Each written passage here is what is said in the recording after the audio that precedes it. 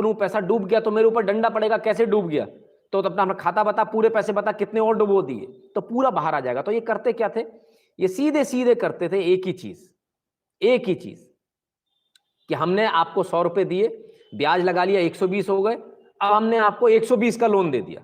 तो मैं अपने मालिक से क्या बोल रहा हूं, मैं अपने मालिक से झूठ बोल रहा हूं। मालिक यानी आप लोग जिनका पैसा है। तो बैंक आप लोगों से, मालिक से अपने झूठ बोलती थी कि साहब हमने रिस्ट्रक्चर कर दिया, फिर 120 दे दिए, अगले साल ब्याज बढ़कर 150 रुपए हो गया, तो हमने किताबों में लिख दिया 150। अरे पैसा तो कभी आया ही नहीं।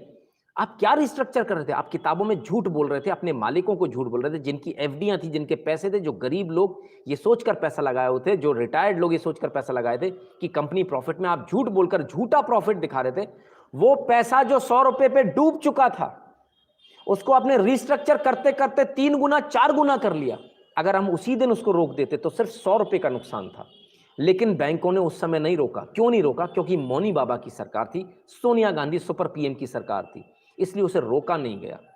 क्योंकि जो उनके चहेते लोग हैं, उनके कपड़े उतर जाते मार्केट में, पता चल जाता कि ये लोग कितने पानी में हैं, इनके पास पैसा है ही नहीं, ये दिवालिया, उस समय दिवालिया हो जाते। वीडियोकॉन, ये तमाम सारी कंपनियां आज कहां चली गई, किधर गायब हो गए ये लोग? आप समझिए, ये आपके पैसे से खेल रहे थे, बैंकों से पैसा लेकर उस पैसे को उड़ा रहे थे। अब जब मोदी आया, सबसे पहले क्या किया? नोटबंदी करी। दूसरे नंबर पे क्या किया? पूरा पैसा नोटबंदी से वापस आया। तब बैंक से क्या बोला?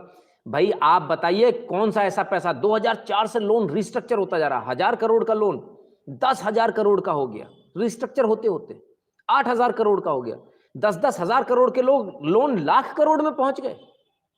सिंगल वेंडर्स के ऊपर 60,000 करोड़ का लोन, आप सोचिए, सिंगल वेंडर के ऊपर 60,000 करोड़ का लोन। और सारे लोन जो 2004 से लेकर 2014 तक बांटे गए, उन सारे लोन की जो अमाउंट है, वो अमाउंट भी सुन लीजिए, 2018 में जब उस अमाउंट को निकाला गया तब वो हुआ 10,90,000 करोड़ रुपए का। कितना?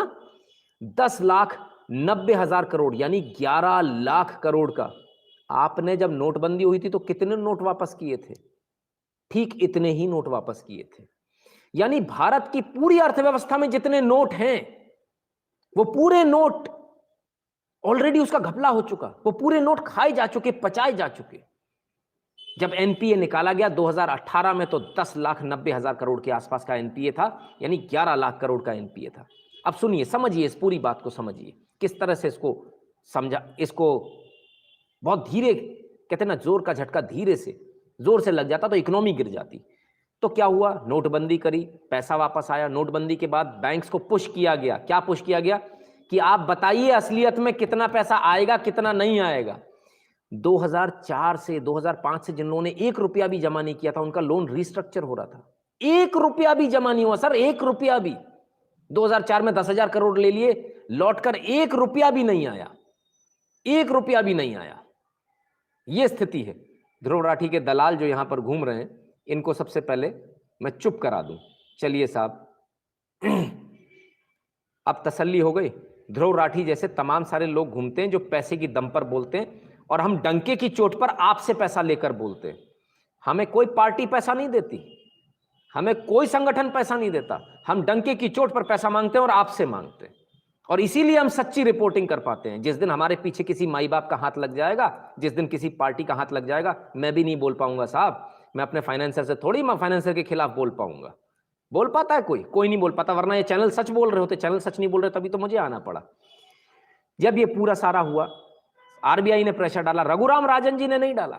रघुराम राजन जी को जब हटाया गया, उसके बाद आरबीआई ने, जो नए आरबीआई के गवर्नर आए, उन्होंने प्रेशर डाला, बोले सच्चाई बताइए देश को, और एक एक करके बताइए, सब एक साथ मत बताइए। एक साथ बताएंगे तो बवाल हो जाएगा। तो एक एक करके, भास्कर शाह जी धन्यवाद, बहुत बहुत धन्यवाद। एक एक करके फिर एक एक बैंक आई। पता तो सरकार को था पूरी बैंक, सारी बैंक फेल्यूर के कगार पर है, फेल हो जाती है अगर सरकार हथेली नहीं लगाती। अब समस्या कहां आ रही? अगर बैंक सिर्फ ये बोल दे कि मेरा इतना पैसा रिलायंस ने नहीं दिया, तो बैंक कुछ नहीं कर सकती। बोले रिकवरी करनी है, लेकिन क्या करें? बैंक के हाथ में कोई पावर नहीं थी। तो जब पावर नहीं थी, तो नेशनल कंपनी लॉ ट्रिब्यूनल लाया गया, एनसीएलटी लाया गया। दीपक कुमार जी धन्यवाद। बैंकरप्सी और इंसॉल्वेंसी के लिए 2018 में एक नया कानून लाया गया। लोगों ने बड़ी इसकी बुराई करी कि ये कानून की क्या जरूरत है, कॉर्पोरेट्स ने इसकी बहुत बुराई करी। अब इस कानून को समझिए, इस कानून में बैंक को पावर दे दी गई थी कि यदि कोई कंपनी अच्छे से नहीं चल रही, यदि नितिन शुक्ला का लाइव अच्छे से नहीं चल रहा, तो नितिन शुक्ला को कुर्सी से हटाओ, दूसरे को बैठा दो। किसी को भी आप कंपनी बेच सकते हो, आपको ये पावर इससे पहले नहीं थी बैंक के पास। तब बैंक थोड़ी पावरफुल हुई, ये स्टेप बाय स्टेप हुआ। फिर इन्होंने कंपनीज पे प्रेशर बनाना शुरू किया, बोले भाई आपके पास दो ही ऑप्शन है, या तो आप हमारा पैसा वापस कीजिए, नहीं तो एनसीएलटी में जाकर हम आपकी कंपनी किसी और को बेच देंगे। ये पावर बैंक के पास आ गई, ये पावर सरकार के पास आ गई, जो पावर नहीं थी। तब ये हुआ कि सरकार ने ये प्रेशर बनाने शुरू किए, एनसीएलटी ने प्रेशर बनाना शुरू किया, और प्रेशर का नतीजा आप समझ लीजिए। देखिए 2018 में 11 लाख करोड़ के एनपीए, कितने के? 11 लाख करोड़ के, जिन्हें लिखा ही नहीं जा रहा था, रिस्ट्रक्चर किया जा रहा था। लेकिन यहां कर ब्रेक लगाया गया, बोले नहीं, ये 11 लाख करोड़ से ऊपर नहीं जाएगा, क्योंकि देश की पूरी अर्थव्यवस्था के बराबर आ गया ये। अब इससे ऊपर कहां जाएगा? इसके बाद तो देश फेल हो जाएगा, देश बिक जाएगा। अमेरिका जैसा देश बोली लगाएगा भारत की कि भैया भारत बिकने की कगार पर है, आ जाइए। समझ में आ रहा है ना आपको पूरी कहानी? ठीक है। तब फिर क्या किया गया? पूरा का पूरा पैसा धीरे धीरे करके एनसीएलटी में लाकर कंपनियों पे पहले प्रेशर बनाया गया, भाई आपकी कंपनी बेच देंगे। तब क्या हुआ? विजय माल्या भाग गया। तब क्या हुआ? नीरव मोदी भाग गया। ये लोग वो लोग हैं, आनंद जी बहुत बहुत धन्यवाद आपके कंट्रीब्यूशन के लिए। ये लोग वो लोग हैं जो 10 साल तक, 2004 से 14 तक ऐश करते थे, यॉट्स में घूमते थे, प्राइवेट यॉट्स थी, प्राइवेट इनके महल थे। विजय माल्या के बारे में तो आपको पता है ना कि उन्होंने महल खरीदा था, गोवा का महल खरीदा था उन्होंने। प्राइवेट महल, private yachts, private jet, private airports थे भाई। सोचिए आप, ये लोग इतने मजे करते थे। और ऐसा क्या हुआ कि जब इतने पैसे वाले थे तो अचानक भागना पड़ा? ऐसा ये हुआ कि जब ईमानदार आ गया तब इन्हें भागना पड़ा। परमवीर जी धन्यवाद आपका। तब जब ईमानदार आया तब उन्होंने प्रेशर बनाना शुरू, बोले भाई हम आपकी कंपनियों को, आपकी कंपनी को हम टेक ओवर करके बेचना शुरू कर देंगे। जब बेचना शुरू कर देंगे वाली बात आई, तब फिर इनको थोड़ा सा लगा कि बोले ये तो गड़बड़ हो गई, ये तो गड़बड़ हो गई, अब क्या किया जाए? तब लोगों ने पैसा देना शुरू किया। जब प्रेशर पड़ा कि भाई अगर आप नहीं दोगे तो हम आपकी कंपनी बेच देंगे, जब आपके ऊपर ये प्रेशर आ जाएगा तब क्या करोगे? आप कितने बड़े बल्लम खां हो, आपकी अभी तक सेटिंग थी बैंक के अंदर सब जगह, लेकिन जब वो सेटिंग फेल हो गई, एक ईमानदार आ गया, उसने कहा भाई कल तक मुझे पैसा चाहिए, नहीं तो आपको कंपनी बेच दूंगा, आपकी दुकान बेच दूंगा, आपका घर बेच दूंगा। तब आप क्या करोगे? या तो पैसा दोगे या फिर अपनी कंपनी बेचोगे। तो सर मैं आपको बताता हूं, सिर्फ एक साल के अंदर 2018 में 11 लाख करोड़ का एनपीए, सिर्फ एक साल के अंदर 31 मार्च 2019 की आपको फिगर दे रहा हूं, 4 लाख करोड़ रुपए का एनपीए रिकवर हो गया। 4 लाख करोड़ रुपए इन चोरों ने, मोटे चोरों ने, कोट पहनने वाले लोगों ने, सूट बूट वाले लोगों ने, जीजाजी टाइप के लोगों ने 4 लाख करोड़ रुपए वापस दे दिए देश के। कितने? 4 लाख करोड़। 4 लाख नहीं, 4 करोड़ नहीं, 400 करोड़ नहीं, 4000 करोड़ नहीं, 40,000 करोड़ नहीं, 4 लाख करोड़ रुपए इन चोरों ने वापस किए डर के मारे। और ये वो 4 लाख करोड़ है जिसकी वजह से बैंक्स बच पाई, नहीं तो पूरी बैंक्स डूब जाती। सटीक और प्रभावशाली बात, कांग्रेस की पोल खोलिए सार टीवी। बिल्कुल सर, बिल्कुल 2 मिनट में खोलता हूं, आप 2 मिनट रुकिए, पहले जरा समझ लीजिए पूरा मैटर क्या है। 4 लाख करोड़ रुपए वापस आ गए, बैंकों में दम आ गई, ताकत आ गई। अब बैंक ने बोला कि अब हम अपने एनपीए खोलेंगे। 19 से एनपीए खुलने शुरू हुए। 19 तक कितना? 18 में क्या हुआ देखिए, समझ लीजिए। रघुराम राजन जी के जाने के बाद नोटबंदी 16 में, 16 के बाद लॉ लाया जाता है कि कंपनी बेचने की ताकत सरकार और बैंक के पास आ जाए। लॉ के बाद क्या होता है कि धमकाया जाता है कंपनी बेच देंगे, लाओ पैसा लाओ। 19 तक पैसा आ जाता। 19 में फिर ये शुरू होती है कहानी कि बोले भाई अब हमको धीरे धीरे अपने जो कहानियां हैं वो पब्लिक के सामने लानी है, पब्लिक को बताना है कि क्या हुआ, कितना चोरी हुआ, कितना नहीं हुआ। तब ये कहानी आई कि भाई फलानी बैंक, ढिकानी bank, PMC, national bank, Punjab National Bank, ये बैंक वो बैंक, और हवा क्या उड़ाई गई? बंद होने वाली। कोई बंद हुई? एक भी बंद नहीं हुई। इसको मोदी बोलते हैं हलक में हाथ डाल के पैसा निकालता है, और हलक में हाथ डाल के पैसा निकाल लिया। किसका? कॉर्पोरेट्स का दोस्त है ना वो, तो हलक में हाथ डाल के निकाल लिया। अंबानी का दोस्त है ना, सगे भाई को पैसा भरना पड़ा, नहीं तो घर तो छोड़िए, सूट उसका नीलाम हो जाता, उसका कोट नीलाम हो जाता, उसकी गाड़ियां नीलाम करवा देता मोदी। आप समझिए बात को, दोस्त कौन है दुश्मन कौन है आप समझिए। कॉर्पोरेट्स का दोस्त बोला जाता है तो कॉर्पोरेट से 4 लाख करोड़ रुपए जो ले आया वो दोस्त है, या जिसने कॉर्पोरेट्स को 11 लाख करोड़ रुपए बांट दिए हवा में बिना किसी कोलेटरल के, वो दोस्त है। कौन दोस्त है? विजय माल्या की यदि हम बात करें तो सिर्फ किंगफिशर के लोगों पर, उड़ती हुई चिड़िया के लोगों पर 700 करोड़ रुपए का लोन दिया था। और इस लोन को देने के लिए प्रधानमंत्री कार्यालय से फोन गया था, बाकायदा ये कहा गया था कि आप इसको लोन दीजिए, और ऐसे ही प्रेशर कर करके लोन दिलवाए गए। नेशनलाइज्ड बैंक से, प्राइवेट बैंक से कमीशन खाकर दिलवाए गए। ये पूरा का पूरा प्रपंच कांग्रेस का रचा हुआ था। 10 साल की कांग्रेस सरकार में ये पूरा प्रपंच हुआ था। सारा प्रपंच हुआ था इस 10 साल में। अब जब बैंक ने धीरे धीरे बोलना शुरू किया कि हमारे पास में इतना पैसा नहीं है, उतना पैसा नहीं है, तब हवा उड़ाई गई। कुछ देर के लिए रोका गया पैसा, लेकिन इसके बाद सबका पैसा बहाल हुआ। कोई पैसा इधर उधर नहीं गया। सारी बैंक्स, देना बैंक हो, यूनियन बैंक हो, पंजाब नेशनल बैंक हो, आपकी कोई सी भी बैंक हो, और यस बैंक, ये भी कहीं भी बंद नहीं होने वाली, ये भी चलती रहेगी, किसी दूसरी बैंक में मर्ज हो जाएगी, बात अलग है। आपका पैसा सेफ है, पहले इसको समझ लीजिए, इसको समझ लीजिए। 2600 करोड़ की बात है, एसबीआई में मर्ज हो जाएगी। लॉजिकल एनालिसिस जी, बिल्कुल आप सही कह रहे हो, सिर्फ 2600 करोड़ की बात है। कल एसबीआई अगर 2600 करोड़ रुपए जमा कर देगी तो ये बैंक सीधे सीधे ट्रांसफर हो जाएगी। अब ये इतना आसान भी नहीं। आपको लगता है कि ये आज हो गया, लेकिन नहीं। 2019 से आरबीआई ने प्रेशर बनाना शुरू कर दिया था कि आप कपूर साहब को हटाइए। 2019 से ये प्रेशर शुरू हो गया था, राणा कपूर को हटाइए, क्योंकि राणा कपूर सारा किंगपिन था। अब राणा कपूर आखिर इतनी आराम से बेईमानी कर गया तो उसको कोई रोक क्यों नहीं पाया? ये बड़ा सवाल है। अगर राणा कपूर ने ऐसा किया तो रोक क्यों नहीं पाए? इसलिए नहीं रोक पाए क्योंकि अब आप इस लेटर को देखिए। भावेश जी, बहुत बहुत धन्यवाद आपका। राणा कपूर भी लंदन चला गया था, लालच देके उसको वापस लाया गया। क्या बात है, बहुत बढ़िया साहब। अब इस लेटर को देखिए, नीचे साइन देखिए, सिग्नेटरी देखिए, प्रियंका गांधी वाड्रा। ये मेरे घर पे बनाया हुआ लेटर नहीं है सर, 100% ओरिजिनल लेटर है, बेफिक्र रहिए। और ये आपको सरकार से भी अभी बड़ी जल्दी मिलने वाला है। 35 लोधी रोड, लोधी स्टेट, नई दिल्ली। प्रियंका गांधी वाड्रा का ये लेटर हेड है। और प्रियंका गांधी वाड्रा इसमें लिखती हैं कि आपने मेरी एक पेंटिंग खरीदी, उसके लिए धन्यवाद, और आपका जो चेक है वो मुझे मिला 3/2010, जून 3/2010 को इनको चेक मिला। चेक नंबर लिखा हुआ है इसमें 135343, और एचएसबीसी का ये चेक था। एचएसबीसी देने वाला कौन है? ये ऊपर देख लीजिए, श्री राणा कपूर। ये यस बैंक के कर्ता धर्ता सीईओ हैं, जिन्होंने यस बैंक को डुबो दिया, जिन्होंने उल्टी सीधी कंपनियों को लोन देकर इसको डुबो दिया। अब ये जो लोन, ये जो पैसा दिया गया, कितना पैसा दिया गया सर? ये 2 करोड़ रुपए। किस चीज का दिया गया? पेंटिंग का दिया गया।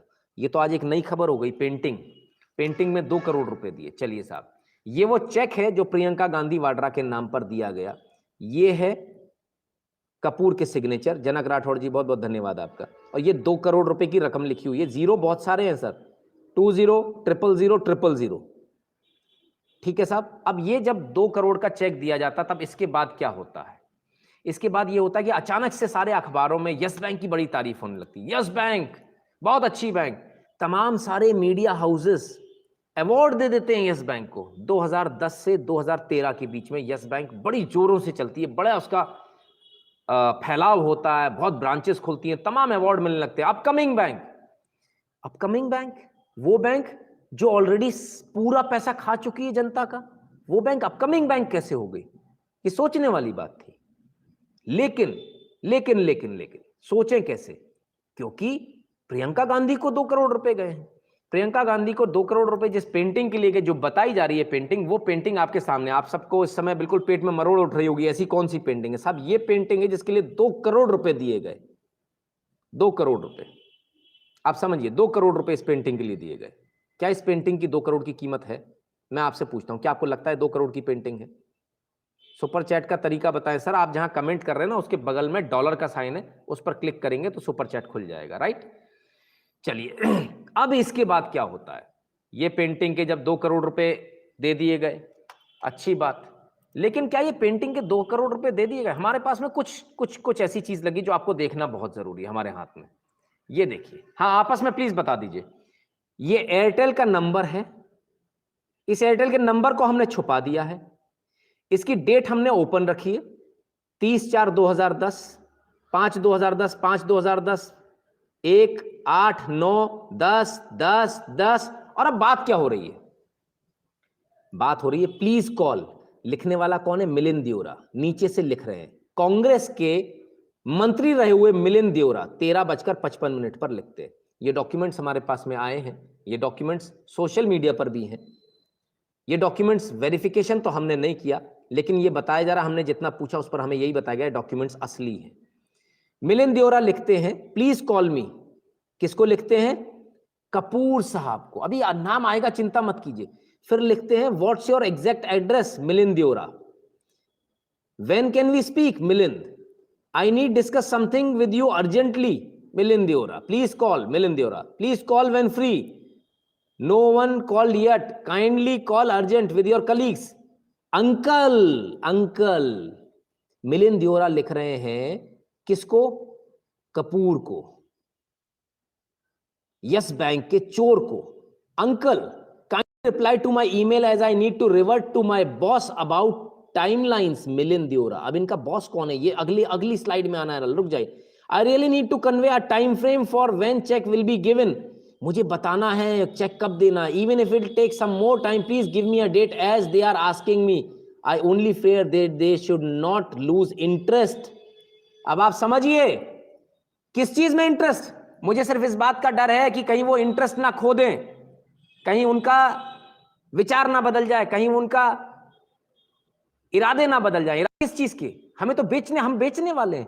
बेचने वाले के इरादे कब से बदल जाएंगे? धमकाया जा रहा है, आप समझ रहे हैं? देख लीजिए, पैसा दे दीजिए, नहीं तो हमारा इरादा बदल जाएगा। आप देख लीजिए क्या होगा। तो ये सारी कहानी क्या है? पूरी कहानी प्रेशराइज किया जा रहा है। कब से? 30/4 से लेके 20/5 तक। 30/4 से, ये 30/4 की डेट से 20/5 तक प्रेशराइज किया गया। तब तक कोई बात नहीं हुई थी, सामने से कोई रिस्पॉन्स नहीं आया। अब देखिए 20/5 को फिर से, और फिर पढ़ लीजिए ये मैसेज क्या लिखता है। ये मैसेज में है, I am trying to reach you for few days now, need to know when the check will be ready. Check कब दे दोगे? प्रेशर देखिए कितना क्रिएट किया जा रहा है। Even if it is taking it is not up but let me know rough date ASAP as I have to communicate the same to Delhi immediately. मुझे दिल्ली में बताना है। किसको? अभी मालूम चलेगा। I am afraid that further delays in communicating the date to Delhi will give them the impression that Yes Bank is not serious. Yes Bank is not serious. Bank का नाम आ रहा है, बैंक का नाम आ रहा है। बैंक के घोटाले, बैंक को बचाने के लिए ये पैसा 2 करोड़ रुपए लिया था क्या? बड़ा सवाल। यस बैंक कैसे आ गया? जब बात कपूर से हो रही है तो यस बैंक कैसे आ गया? That might scuffle the transaction and won't create a good impression in their minds. Milind Deora. Again Milind लिखते हैं। आप जरा देखिए, समझिए, इसको शेयर करते जाइए, सब तक पहुंचनी चाहिए बात। फिर लिखते हैं, she'll write yes bank a letter confirming sale of the particular painting as soon as check is received. Before won't be possible and shouldn't be necessary. वो आपको जो पैसा देंगे उसके बदले में एक लेटर देंगी, एक रसीद देंगी। आप चिंता ना करें, 2 करोड़ की रसीद मिल जाएगी, ये कहना है। अब यहां पढ़िए, राणा अंकल, राणा कपूर जो यस बैंक को खा गया, पचा गया आपके पैसे, राणा अंकल इनके अंकल हैं। एज वी जस्ट डिस्कस्ड, यानी बात हो गई इनकी 21/5 पर आकर इनकी बात हो गई। As we just discussed, PG is Priyanka Gandhi will be sending you a letter by Monday stating that she agreed to sell you painting and that I will negotiate the price with Yes Bank on her behalf. मैं उनके बदले में करूंगा। After that, please write to her saying that you and I have agreed 2 crore and send her the check immediately. She is expecting the transaction to be completed by next Friday. देखिए कितनी जबरदस्त तरीके से मिलिंद देओरा जी कह रहे हैं कि भाई मैं आपके बिहाफ पर प्रियंका गांधी के बिहाफ पर नेगोशिएट करने आऊंगा। प्रियंका गांधी जी को ये बोलूंगा कि मेरा नेगोशिएशन हुआ, 2 करोड़ पेंटिंग बिक रही है, आप कह देना कि आप इस पर राजी हो और आप 2 करोड़ का ये दे रहे हो। ये आप मैसेज प्रियंका गांधी को कर दीजिए, ठीक है। दोनों तरफ से खेला जा रहा है, दोनों का गुड बुक्स में आ रहे हैं, इधर भी आ रहे हैं उधर भी आ रहे हैं कि मैडम मैंने 2 करोड़ रुपए ले आया। अभी मैं इस बहुत बड़ा सवाल उठाने वाला हूं, बहुत बड़ा सवाल उठेगा, रुक जाइएगा, शेयर करते जाइए। आगे देखिए 22 तारीख को फिर से लिखते हैं,